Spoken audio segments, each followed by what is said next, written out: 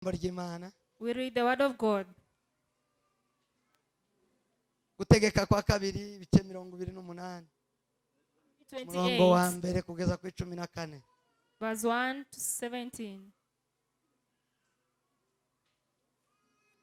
Tegeka kwa kabiri Deuteronomy umurongo wa 28 chapter umurongo wa 28, mbere kugeza ku 14. verse 1 to 14. Biravuze ngo nuko nugira umwete wo kumvira Imana yawe nuwo kwitondera amategeko yawe yose ngutegeka uyu munsi, Uwiteka Imana yawe izagusumbisha amahanga yose yo mu isi, kandi iyi migisha yose izakuzaho ikugereho niwumvira Uwiteka Imana yawe. Uzagira umugisha mu mudugudu, uzawugirira no mu mirima yawe no mu mirima. Hazagira umugisha imbuto zo mu nda yawe n'imyaka yo mu butaka bwawe n'imbuto z'amatungo yawe no kororoka kw'inka zawe n'uko imikumbi yawe. Hazagira umugisha igitenga cyawe n'ikibo uvugiramo. Uzagira umugisha mu mashya n'amashi. Uwiteka azatuma ababisha bawe baguhagurukira banesherezwa imbere yawe. Bazaca mu nzira imwe bagusanganiye bahunge baciye mu nzira ndwi. Uwiteka azategeka umugisha kuba mu bigega byawe no mu byo ugerageza gukora byose, kandi azaguhera umugisha mu gihugu Uwiteka Imana yawe iguha. Uwiteka azagukomereza kumubera ubwoko bwera kuko yakurahiye. Niwitondera amategeko y'Uwiteka Imana yawe ukagenda mu nzira ikuyoboye, amahanga yo mu isi yose azabona yuko witiriwe izina ry'Uwiteka agutinye. Kandi Uwiteka azakugwiza ibyiza by'imbuto zo mu nda yawe n'iby'amatungo yawe n'iby'imyaka yo mu butaka bwawe mu gihugu Uwiteka yarahiye basogokuruza banyu yuko azaguha. Umfashe hariya kinumva urusaku.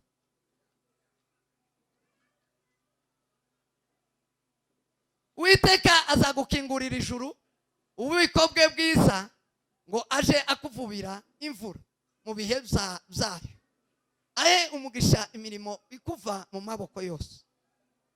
Uzaguriza amahanga menshi maze tuzayagurizaho. Uwiteka azaguhindura umutwe ndazaguhindura umurizo. Uzaba hejuru gusa tuzaba hasi. Niwumvira amategeko y'Uwiteka Imana yawe ngutegeka uyu munsi ukayitondera, tuteshuke iburyo cyangwa ibumoso nguve mu byo ngutegeka uyu munsi byose, uhindukirire izindi mana ngo uzikorere. Amen. Amen. Tasoma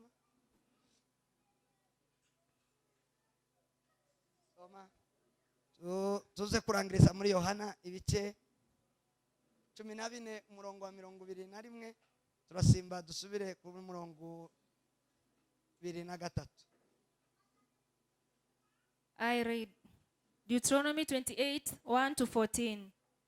Says that now it shall be if you diligently obey the Lord your God, being careful to do all his commandments, which I command you today, the Lord your God will set you high above all the nations of the earth. All the blessings will come upon you and overtake you if you obey the Lord your God. Blessed shall be you in the city, and blessed shall you be in the country. Blessed shall be the offspring of your body, and the produce of your ground, and the offspring of your beast, the increase of your herd, and the young of your flock. Blessed shall be your basket and your kneading bowl. Blessed shall be when you come in, and blessed shall you be when you go out. The Lord shall cause your enemies to rise up against you, to be defeated before you. They will come against you one way, and will flee before you 7 ways. The Lord will command the blessing upon you in your barns, and in all that you put upon your hand. And he will bless you in the land which the Lord your God gives you. The Lord will establish you as a holy people to himself, as he swore to you. if you keep the commandments of the Lord your God and walk in his ways. 10 says, so all the peoples of the earth will see that you are called by the name of the Lord, and they will be afraid of you. The Lord will make you abound in prosperity, in the offspring of your body, and in the offspring of your beast, and in the produce of your ground, in the land which the Lord your God swore to your fathers to give you. The Lord will open for you his good storehouse, the heavens, to give rain to your land in its season, and to bless all the work of your hand. And you shall lend to many nations, but you shall not borrow. The Lord will make you the head and not the tail, and you will be above and you will not be underneath. If you listen to the commandments of the Lord your God, which I charge you today to observe them carefully, and do not turn from any of the words which I command you today, to the right or to the left, to go after other gods to serve them. Amen. Amen. Biri ravuze Yohana 14:21. John 14:21. Mfite amategeko yanjye akayitondera ni unkunda, kandi unkunda azakundwa na data, nanjye nzamukunda mwiyereke. 23.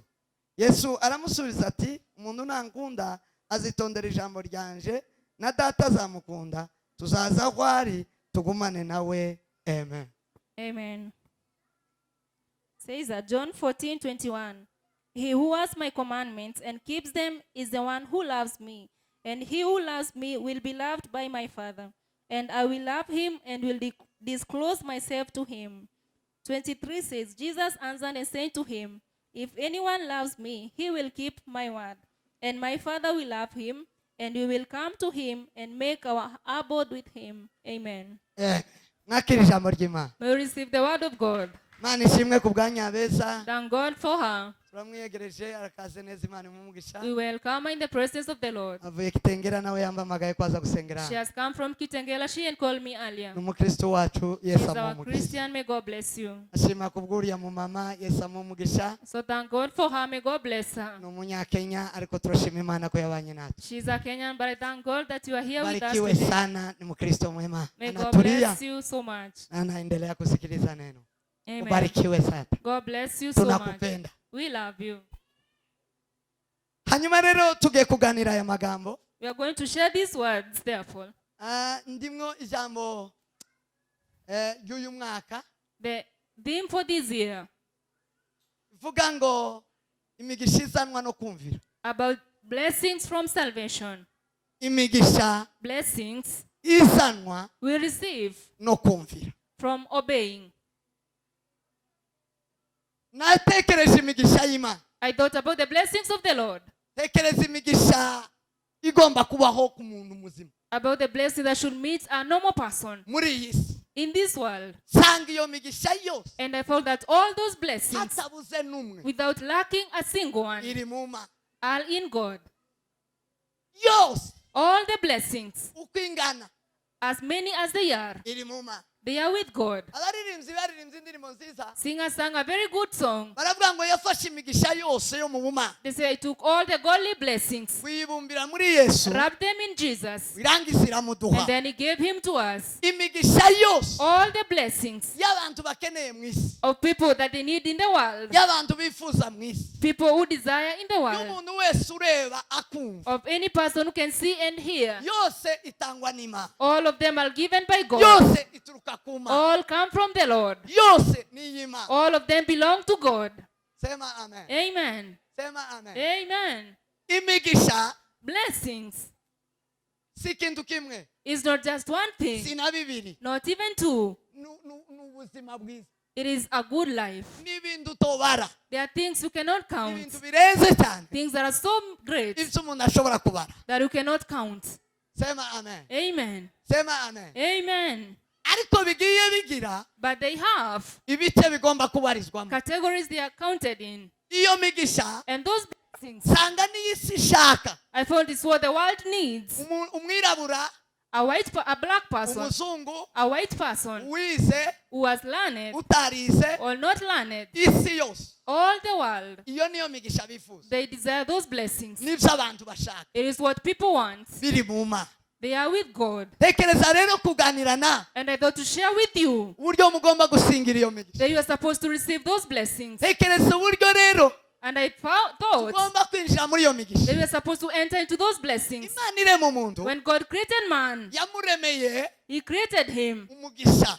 for a blessing. imaze kumuremera umugisha When He created a blessing for him, irema Adamu na Eva, He created Adam and Eve ibaremera Edeni. and created Eden for them. Edeni Eden yari imigisha gusa, was blessings only. yari imigisha gusa. They were only blessings. Edeni Eden cyari igihugu, was a nation. kari agace It was a part katarimo umuvumo na mukeya. without any curse at all. Iyo bavuga umugisha, When they speak about a blessing, haba hari ikinyuranyo cyayo the cy'umuvumo. opposite of it is a curse. Iyo habaye umugisha, When there is a blessing, haba hariho n'umuvumo. there is also a curse. Iyo umuntu atari mu migisha, When you are not in the aba ari blessings, mu mivumo. you are in the curses. Iyo umuntu ari mu mivumo, When you are in the curses, nta migisha aba afite. you don't have any blessing. Sema amen. Amen. Imana irema umuntu rero, God created man therefore, imuremeye imigisha gusa. and for blessings only, Imuremeye kuba muri Edeni. only to be in Eden. Hanyuma And then later on, Satani the devil, araza he came kugira ngo atunyage imigisha, so that he can take away the blessings from us, atwambura imigisha, take them away from us, adushogore mu migisha. take us out of the blessing Imana yaremeye umuntu. that God had created for man. Sema amen. Amen. Vuga ngo amen. Amen. Idukure mu buzima To take us from a life Imana yaremeye umuntu. God created for man, Idukure mu gace to take us from that part Imana yaremeye umuntu. God had created for us. Satani nicagwana naco. That is what the devil fights with against. Araza He comes to you atera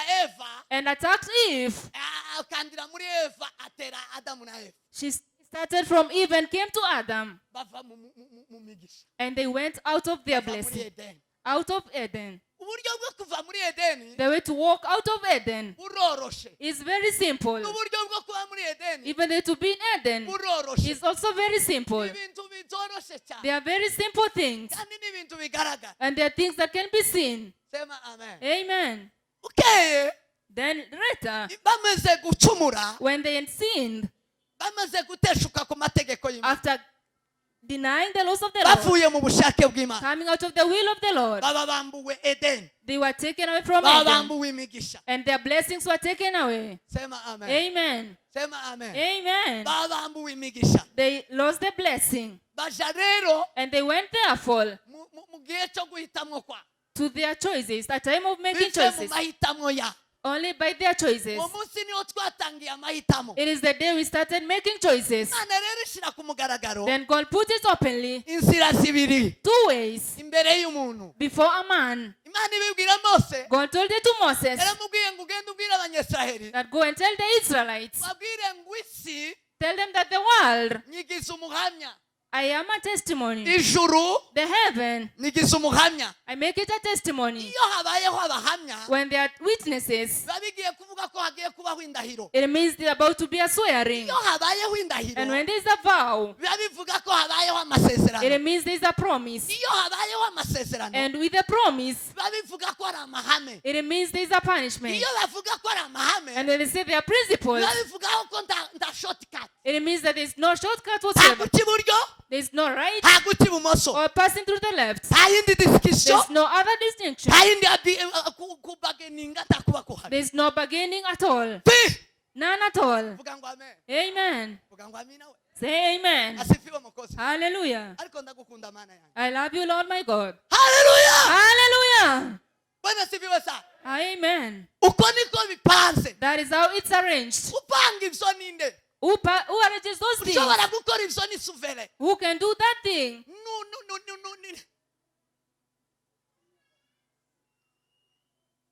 Suvere Only a sovereign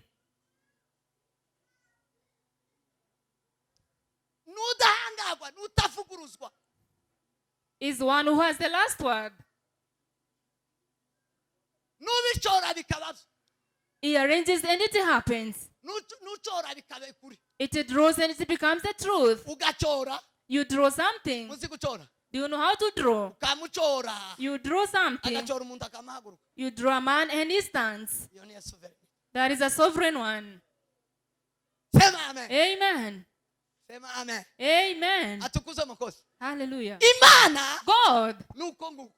is the same. ibikora gutyo He did it that way. iramubwira ngo umva And he told him, listen, ubwira abahamya to make your witness batazapfa who will not die. iyo umuntu aburana n'uwundi When a person meets with another yamara akagira imana umuhamya agapfa and they have God as the witness, abatsinze iyo habuze abahamya when there are no witnesses, urubanza ruba rushize siko the case is closed. siko aramubwira ngo ariko icyo ngiye gusezerana And he said, n'abantu what I'm going to promise the people, uhereye none starting from today, nta muhamya w'umuntu there's no witness of a person uzovaho will go. Ah, None. nta muhamya w'ikintu No witness of a person kizovaho will go. bakubwira abahamya And when they make your witness, n'izi nzira zibiri these are the two ways zikomeye mu isi that are in the world zikomeye mu bantu that are great in people. umuhamya wa mbere The first ni witness iyi si is this world, kuko tuzobaho because we will not live hatariho isi without the world. vuga ngo amen Amen. vuga ngo amina we Amen. Amen. cya kabiri And the second one ni ijuru is the heaven. ijuru turizavaho The heaven will not go away kiri mu isi while we're still in the world. abo ni abahamya Those are witnesses batazabura gusiriveya who will never fail to witness. ni abahamya They are witnesses.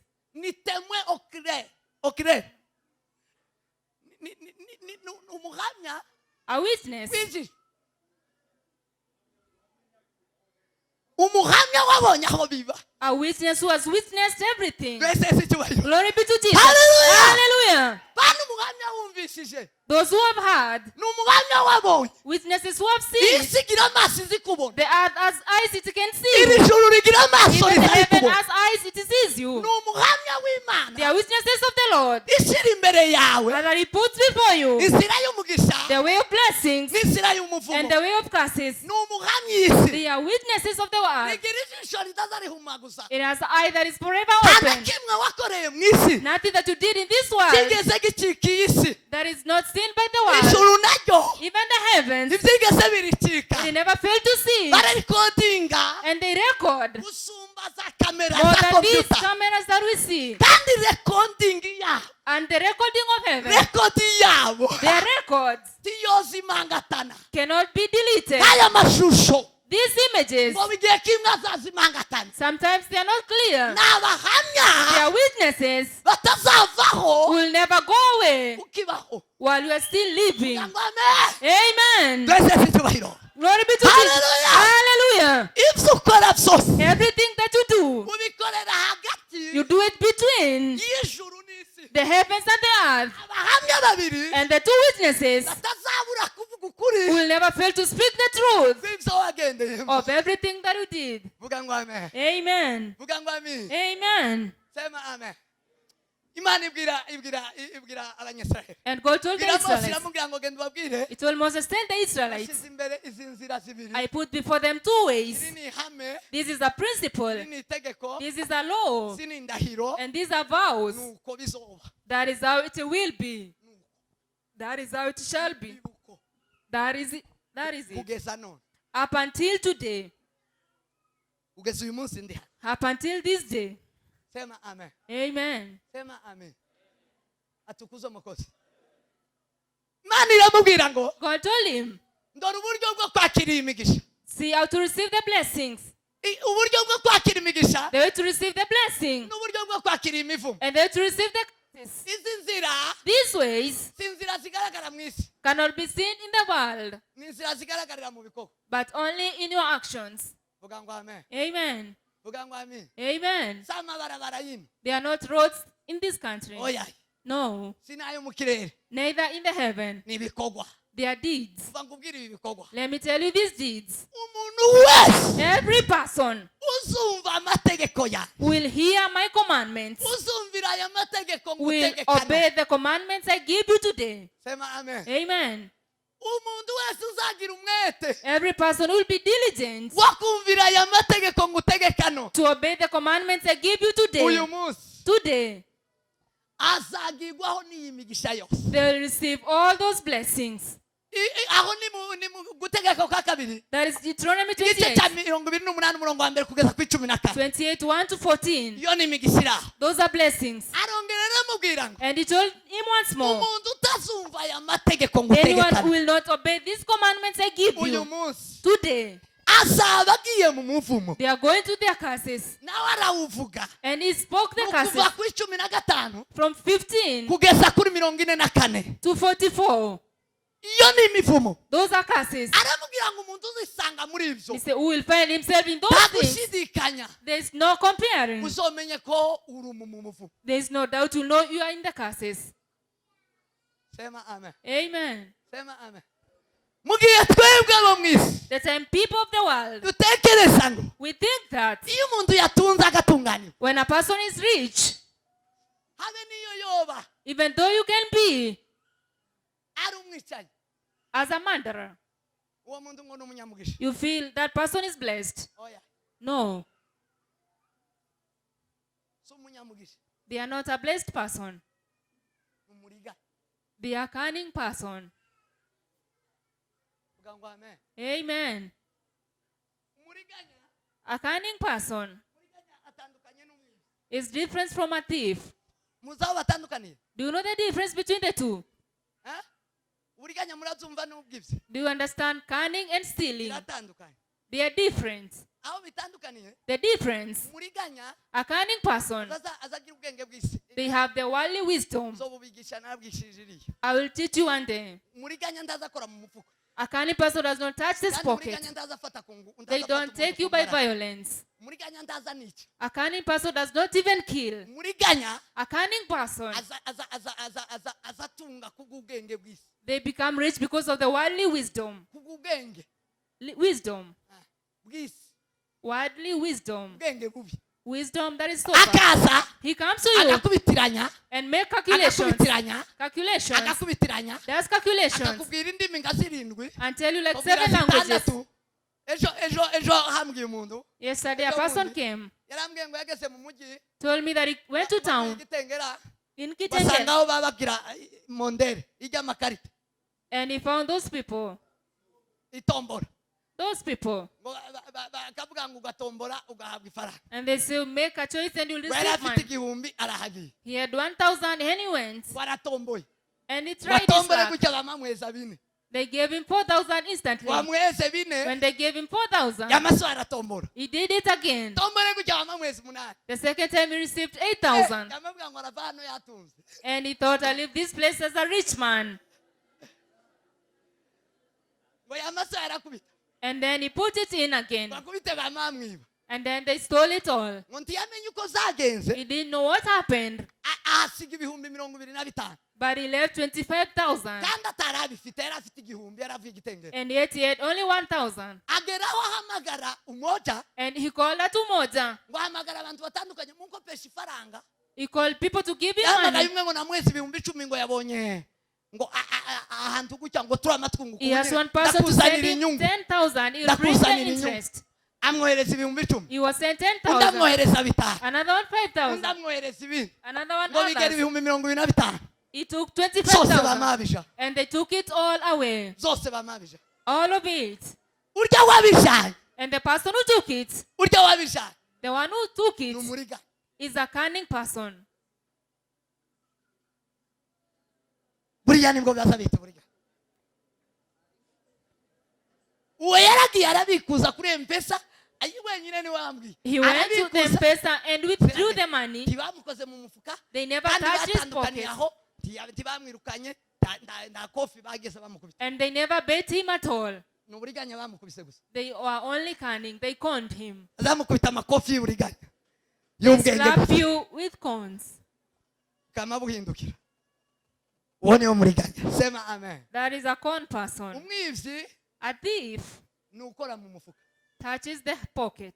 ni uwibisha imbunde He imbaraga uses the gun and violence. akagufatira hasi akakwambura And he will steal from you. ujya ni umwivyi That is a thief.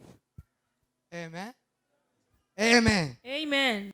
tugaruke hano We come back. arababwira ngo And he told them that wumvira aya mategeko whoever keeps the commandments akayitondera and follows them, hariho kumvira no kwitondera there is obeying and following. arababwira ngo wumvira aya mategeko He says, whoever obeys the commandments akayitondera, and follows them, uyu muntu this person, iyi migisha yose all these blessings izamuzaho will come upon him hatabuze n'umwe. without lacking a single one. Ariko ngo utayitondera, But whoever does not keep the commandments, utitondera amahame, does not follow these usanga principles ubuzima bwacu, in their lives, ubuzima bw'abatuye mu isi our lives of people ni amahame gusa, are principles. ni principe. Principles only. Iyo uteshutse kuri principe, When you fall from one principle, igisigara whatever remains, icyo uri bubone, what you will see, urakiba swate, urakiba either you steal cyangwa ukiriganya. or you con. Niba uri muno, If you are in this place, mwebwe ndimo mbwiriza no, I'm preaching to you today, ukaba uri muno ufite ihuzu yo wambaye, and you have the clothes you're wearing, ukaba wari and you stole it, ariko utubahaye amategeko, and you don't keep these commandments, wowe uri umuriganya you are a con person, cyangwa uri umwibyi, or you are a thief. n'ibintu bibiri gusa. Two things only. Vuga ngo amen. Amen. Ntibishoboka, It is not possible. ntibibaho It does not exist kw'Imana data, that God the Father, Imana yakuremye, God who created you, iguha imigisha gives you blessings utabashije kumvira amategeko without keeping His no commandments kuyitondera. and following them. Nta migisha iyo Imana izirekura, There is no blessing from God whatsoever. ntibibaho. It does not exist. Imana irekura imigisha yawe, God releases blessings. Imana yambika umuntu, God clothes a person. Imana ikagaburira umuntu, God feeds a person. Imana igahesha umuntu itungo. God gives you a blessing. Sema amen. Amen. Commandments. Kumvira amategeko no If kuyitondera, you don't obey and follow them, nutunga if you become rich, utunze ibintu by'abandi, you are having other people's kandi things, ibyo bintu by'abandi and those things will belong to another inzira person. zo kubibona The way to find them ni zibiri gusa, are two: n'ubwibyi stealing no kuriganya. or conning. Abariganya Conmen n'abibyi. and thieves. Niba utagira Bibiliya, If you don't have the Bible, abatagira Bibiliya mushyire amaboko hejuru. raise up your hands. If you don't have a Bible, Abatagira Bibiliya, raise up your hand. If you don't have a Bible, ko mwanzi.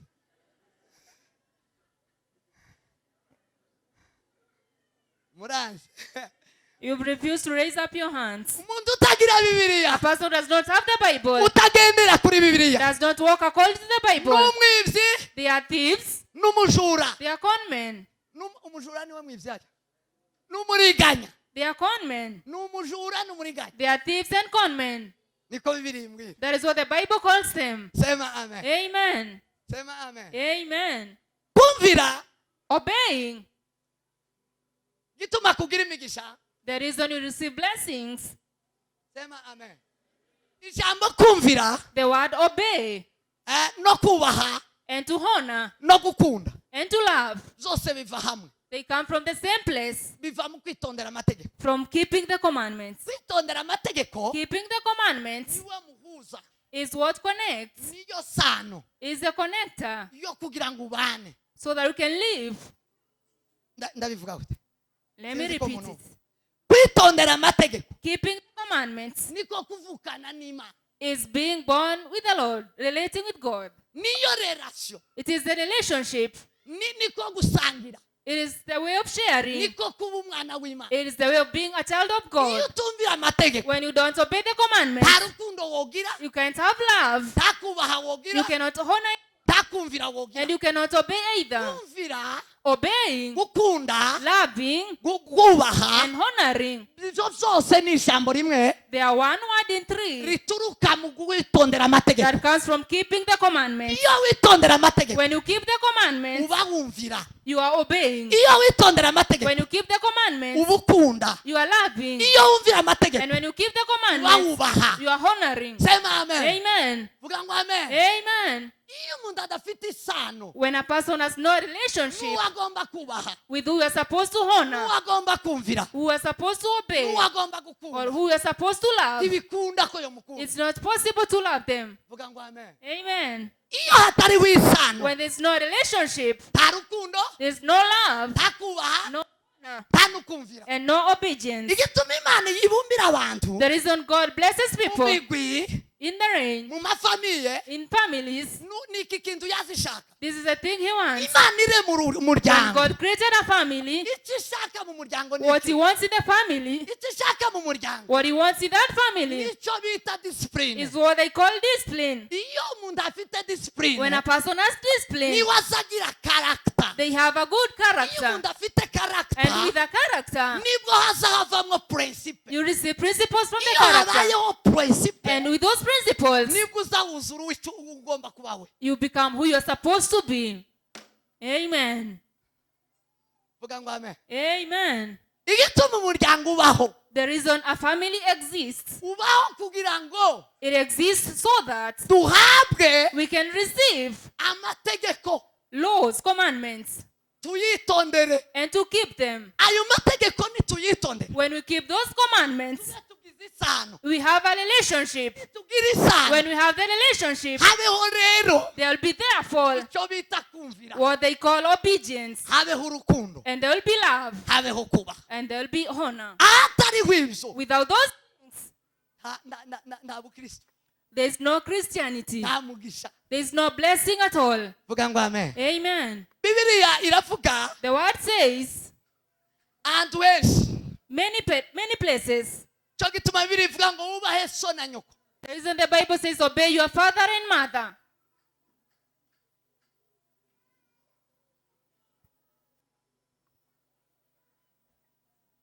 kuvayo ibice 20 Exodus 20 murongo wa 17 and 17 uravuga ngo wubahe so na nyoko Says- kugira ngo uramire mu gihugu uwiteka imana yawe iguha kuvayo 18 murongo wa Exodus 20 18 verse 20.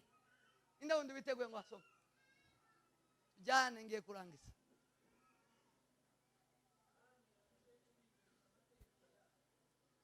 icumi n'umunani 20 Yes. Kandi uje ubigisha amategeko yayo kandi uje ubigisha ayo mategeko uwo muryango n'ibyo yategetse, n'ibyo yategetse uje ubereka inzira bakwiriye gucamo, uje ubereka inzira ukwiye guca mu muryango ufite inshingano yo kwereka abana A inzira family is bagomba guca supposed to show the children n'imirimo bakwiriye gukora. n'imirimo bakwiye gukora and the deeds they're supposed to do. sema amen Amen. abaefeso 6 murongo wa mbere Ephesians Geza kuwa 6 gatatu. verse 1 to 3.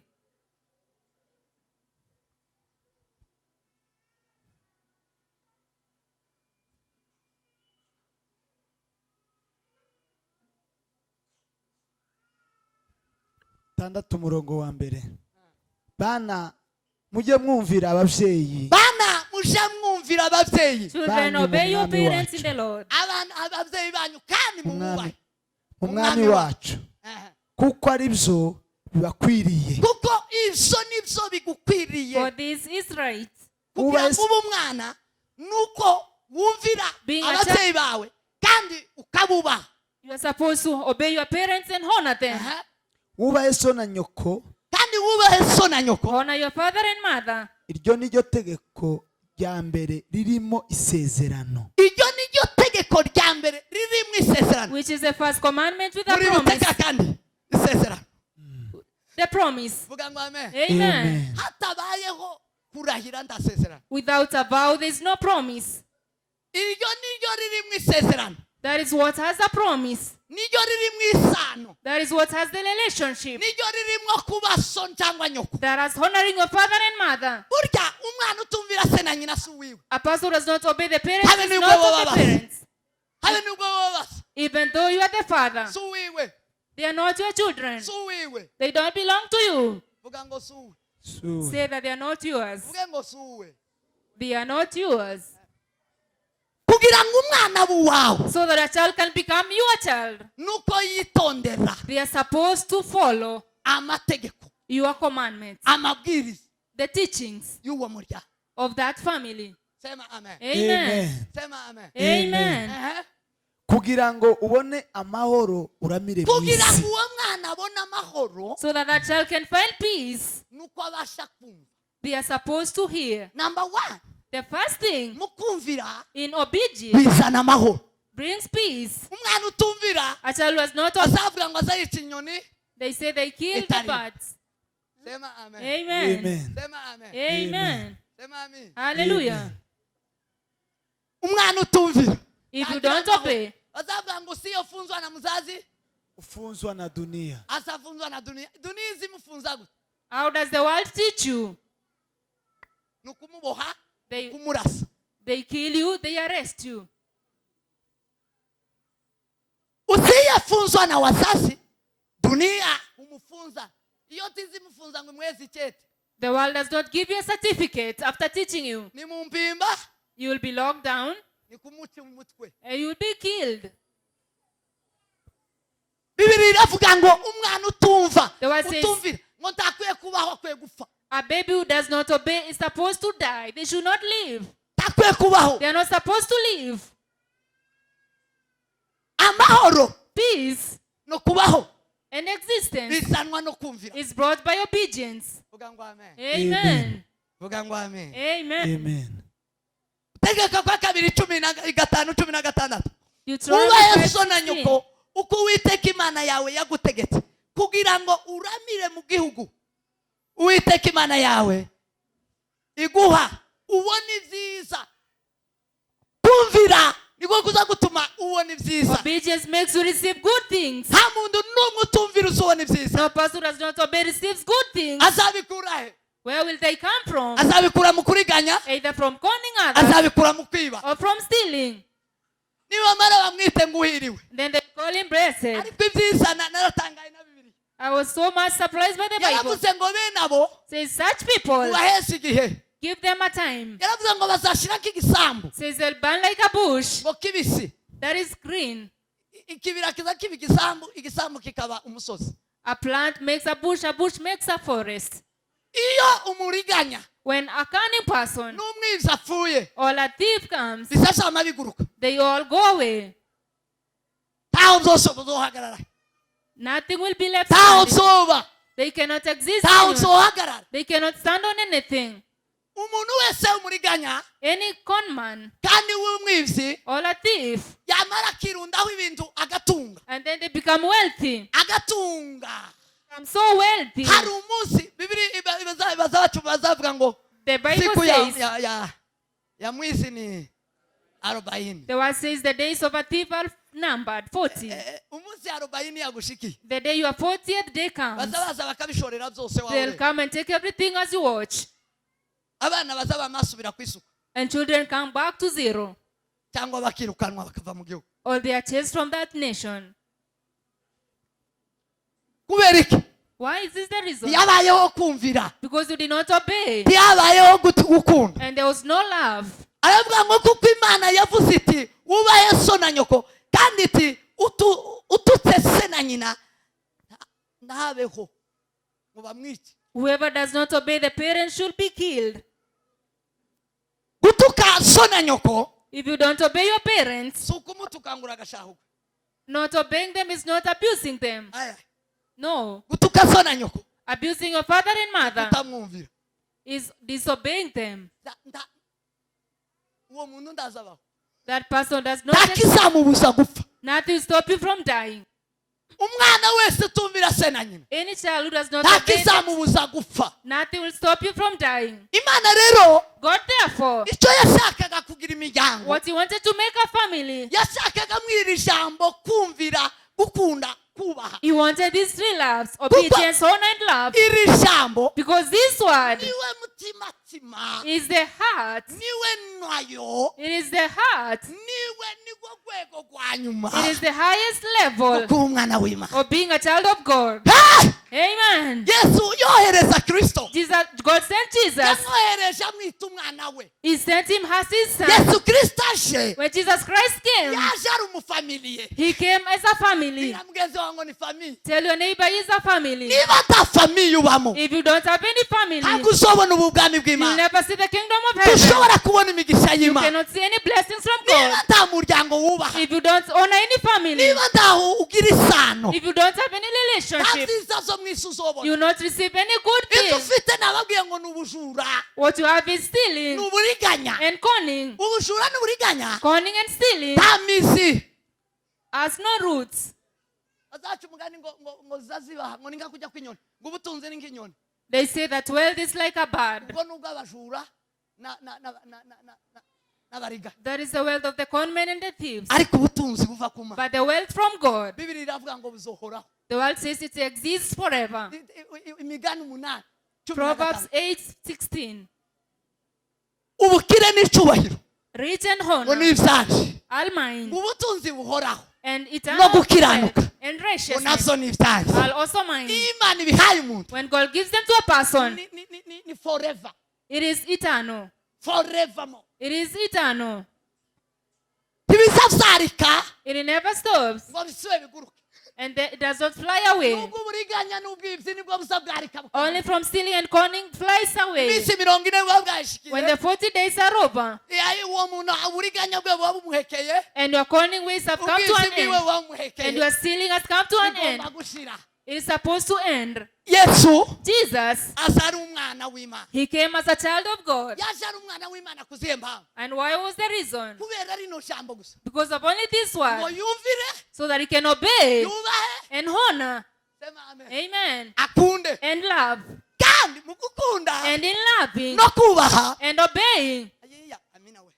amen, mu gukunda in loving no kubaha and honoring, nta kindi there's nothing ni else. ukwitondera amategeko. It is to keep the ni commandments. ukwitondera amategeko. It is keeping the ni commandments, ukumvira amategeko. obeying the commandments. yesu araza, Jesus came Imana iravuga ngo nguwo umwana wanje nkunda, and could say, this is my beloved son. umwumvire. Obey him. yesu aravuga ngo ntacyo ngomba gukora Jesus said, you're not supposed to do anything ngo ndagihawe na data. without being given by my aravuga ngo father. nimba ndi hano He said, if I'm here, tumwe na data. I'm with my father. vuga ngo amen, Amen. vuga ngo amen. Amen. kumviraho kuba Obeying kuba mu gihe wagize isano n'umuntu. is at a time you have a relationship with a person. kuba mu gihe wagize isano n'Imana mukanguranya. cyo gituma This is the ntabwo reason Imana izojana no one God will adafite isano ahantu. without any family relationship. isano ahantu A relationship somewhere niryo riguhesha is what gives you kuba umwana w'Imana. to become a child of God. vuga ngo amen, Amen. vuga ngo amen, Amen. vuga ngo amen. Amen. habaho imiryango. There are families. imiryango iriho Families exist kugira ngo idutunganye so that it can make us perfect, kuba abana b'Imana. to become children of God. nutumvira so na nyoko If you don't obey your father and mother, iminsi yawe igabanuke. your days are few. iyo ni namba 1. That is one. nutumvira so na nyoko If you don't obey your father and ugira mother, amahoro make. you will never have namba peace. 2, nutumvira so na nyoko If you don't obey father and mother, uzapfa, you will die. uzicwa. You will be killed. ibyo byose Those three ni things mu nzira y'imivumo. is in the way of curses, ni ukutumvira amategeko. not obeying the commandments. sema amen. Amen. aravuga ngo rero nugira umuryango Say, if you have a family, therefore, ukagira so na nyoko and you have your father and mother, ukitondera amategeko and you bagutegeka, obey the commandments they give you, imigisha yose izokuzaho. all those blessings will come upon namba you. 1, The first one, uzaba mukuru mu mahanga, you will become above all the nations. nzagushyira hejuru I'll set you ngo high ngusumbishe amahanga yose. above all the other nations. uzaba mukuru mu mahanga. You will be above the nations. ejo bundi nazambwira abantu A few days I was telling people, testi hari ubu nyine I'm not here today. si abanyakenya bazotora perezida. They're not Kenyans who choose the president. imana izotora perezida. God will choose the president. vuga ngo amen, Amen. vuga ngo amen. Amen. niba If, iyo udafite icy'Imana utarumviye, when you have not obeyed the Lord, niba utarumviye amategeko, if you have not kept the commandments, niba perezida if the president ugomba kuba muri iki gihugu who is supposed to be in this country, agomba kugira ibyo yitondera akabyitondera. they are supposed to keep some commandments. utarabyitondeye tiyoba. And whoever has not kept them will not become president. icyo gituma abatubaha Imana This is the reason those people who don't obey the Lord, bazafata ubutegetsi babuyibye, they will only steal leadership. bazafata ubutegetsi bariganyije. They'll steal or con to get ariko leadership. ubutegetsi buva ku Mana bw'umugisha But any leadership from God buzanwa no kumvira amategeko. comes from keeping commandments. uwumviye Imana Whoever obeys the Lord, hagati ya Ruto na Rayira, between the two, abumvira Imana nibo bazahabwa those who ubutegetsi, obey the Lord will get the presidency. niwe uzaba mukuru w'igihugu. They'll become the leader of this country. vuga ngo amen, Amen. vuga ngo amen. Hallelujah. ko mwamwanga kuvuga ngo amen, Amen. mureke dutore. vuga ngo amen. Amen. yoba mwari mwizeye ko tuba dutoye. If only you have faith, we can choose at the moment. asifiwe mukozi. Amen. ahimidiwe. Hallelujah. twese sikiwaye Glory be to Jesus. asifiwe Bwana wa mabwana. Amen. Mu bihumbi 2013 Back in 2013, Imana yaratubwiye ngo ndashaka ko mutora God told us, I want you to make a choice. twebwe dutore And we want us to choose. muratora Yeah, I said, yes, you are going to choose. dutore president wa Kenya. To choose the president of Kenya. Imana data ivuga njewe ndayo God the Father told him. dutore gute wa mana And we asked him, well, we go to choose the president. atubwira ngo nimusenge tubwira uko dusenga And he told us how we are going to pray. nimumara gusenga After praying, muzoje ahantu Uhuru Park go to Uhuru Park. muzahagere kuri Uhuru Park Go to Uhuru Park. musenge yari yatubwiye uburyo dusenga And he told us how we are to pray at the place. muzosiga mutoye And you will have chosen. umuntu uzahitoreza ntitwari tuzi n'amakuru We didn't even know the news at the umuntu moment. uzahitoreza A person will come from that place. barangiza campaign After the campaigns, uwo niwe perezida w'iki gihugu will become the president of the country. umoja twabitangaje ku mugaragaro We announced it publicly. bari mu makampeni amatora atarahaba. They were still campaigning back then. ubwira Imana ngo niko tubwira And we asked God, is that what you have said? mujana amajwi yanyu mwebwe muratora muracora You are going ababwiye to ngo do. ni suvere He told us to grow. muracora nimara nzohagurutse And then I'll make him stand. turagenda turacora And we went and drew. turacorayo And we drew. yabifata amajwi yose y'abanyakenya ihagurutsa wa wundi And he took all the votes and gave them to urya the person. wakandagiye hajya tuhavuye The person who stepped there afterwards, wariyamamaje who came there to campaign, niwe wategetse niwe uvuyeho no is the one who is leading today. sema amen Amen. vuga ngo amen Amen. muve hasi turakomeza nimugoroba We shall Mwakire ijambo continue in ry'Imana. the evening. We receive the word of God. mwakire Amen. ijambo ry'Imana Receive the word of God. ntakumvira kubaho Without a father and child, there is no ntakubaha obedience. kubaho There is no honor. ntagukunda kubaho And there is no loving. gukunda Love no kumvira and honor no kubaha and obedience biba mu isano ry'umubyeyi n'umwana are in the relationship of father and cyo child. gituma dufite amafamiye This is the reason we have families cyo gituma dufite amakanisa and we have churches. cyo gituma dufite igihugu This is the reason we have cyo nations gituma dufite amaorganization and why we have organizations. abakora muri Boaz Foundation Those who work in Boaz Foundation, iriya ni famiye that is a family. abakora muri Promise Those who work in Promise of Hope, iriya ni famiye that is a family. nutayumviramo If you don't obey it, nutayumviramo if you don't obey it, nta migisha y'Imana you'll not get any blessings from the Lord. abakora muri leta Or those who work in the government, iriya ni famiye that is a family. nutayumvira If you don't obey it, abakora muri company those who work in companies, iriya ni family that is also another family. abari mu ikanisa Those who are in the church, nutumvira itorero if you don't obey the church, nta migisha izokuzaho no blessings will come upon you. uziba You will steal uzariganya and you will con. ariko amaherezo But Jesus, ni but ugupfa the end is death n'amahoro make and lack of peace ni ukutarama and not living long enough. ni ukutabona ibyiza You will not receive good things. sema amen Amen. sema amen Amen. vuga ngo amen Amen.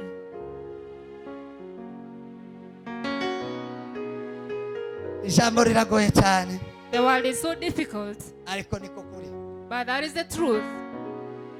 yesu nicyo gituma azavuga ngo azajana itorero This niwe is the- muryango wayo Jesus says he'll take the church because it's his kandi family. nta torero nta miryango And there's no church without families. ni ukuvuga ngo itorero ni imiryango Meaning that the church is family. abumviye mu miryango Who obey in the family abumviye mu itorero and who obey in the church. avuga ngo izagishira rirye Says he will take it with him. rizezwa no kumvira It will be cleansed by him. rizezwa no kubaha It will be cleansed by honor rizezwa no gukunda and by love. amen Amen.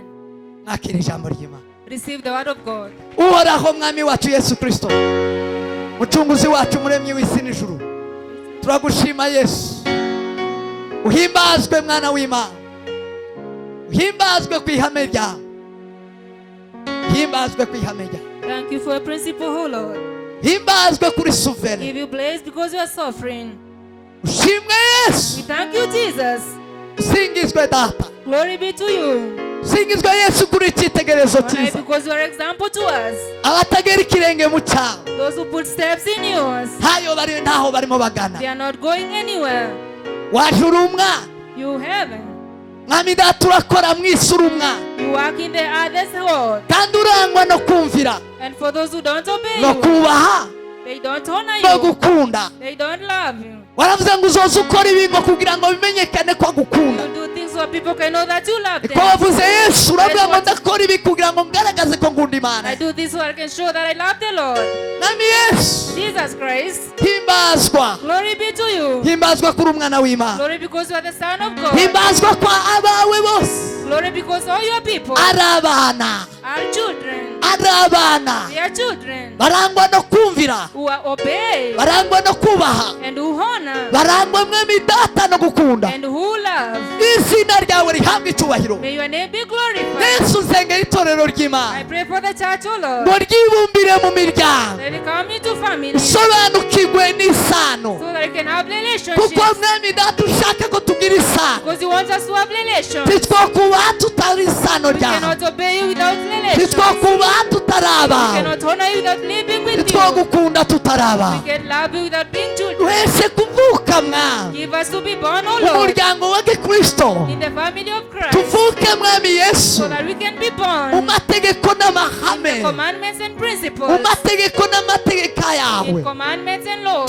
tuyitondere We may follow them maze tuba abana bawe and then be your children. hanyuma dutangire urugendo Then we start the journey rwo kumvira no kubaha of obeying and honoring no gukunda and loving bitume tubana nawe. to make us live with you. Bibiliya yavuze ngo nimwankunda So that it says, when you love me, muzitondera amategeko yawe keep my commandments. ngo muzakundwe na data Be loved by my ngo nawe Father, azasabane nawe. and he will come and live with you. mwami Yesu kubana nawe Lord Jesus, living with you ayi biva mu kwitondera amategeko is to follow your commandments. biva mu kubaha It comes from honoring. biva mu kugunda It comes from loving. biva mu kumvira. It comes from sengera obedience. itorero I ry'Imana pray for the church of kugira God amasano to n'Imana. have a relation with God. sengera itorero rya And Kristo for the church of Christ kugira amasano na to Kristo. have a relation with sengera Christ. itorero Pray ry'Imana for the church of ngo God rishurirwe umuryango to receive the blessing, rishurirwe ku to muryango be a family, rishurirwe kuba abana b'Imana. to become children of Bibiliya God. niko ivuga ngo koko turi abana b'Imana. Because we are children of God. mwami ngo niyerekanwa tuzasa When nawe we come, we shall look like Him. nubwo utarerekanwa mwami Not to be revealed kubwo not yet, kubaha no kumvira by obedience and no honoring gukunda and loving. biturutse mu kwitondera amategeko Coming yawe from keeping the commandments, biduhesha kuba abana it b'Imana. gives us to become children of izina ryawe God. rihabwa May icubahiro. they be glorified duhesha aba bose kwitondera amategeko for keeping your kumvira commandments. amategeko y'Imana Help us keep the laws of hanyuma God. bagahabwa imigisha Then we yose. receive all those data blessings. turayigushimiye Father, we thank you and turaguhimbaza we worship you. gasanira itorero rya Kristo Bless the church of Christ. gasanira aba bose babaye aha Bless all the people who are here gasanira today. imitima iriko yumva ijambo Bless ryawe the hearts who have heard the word. gasanira abagira umutima wo kumva Bless who are going to obey. abagiye mu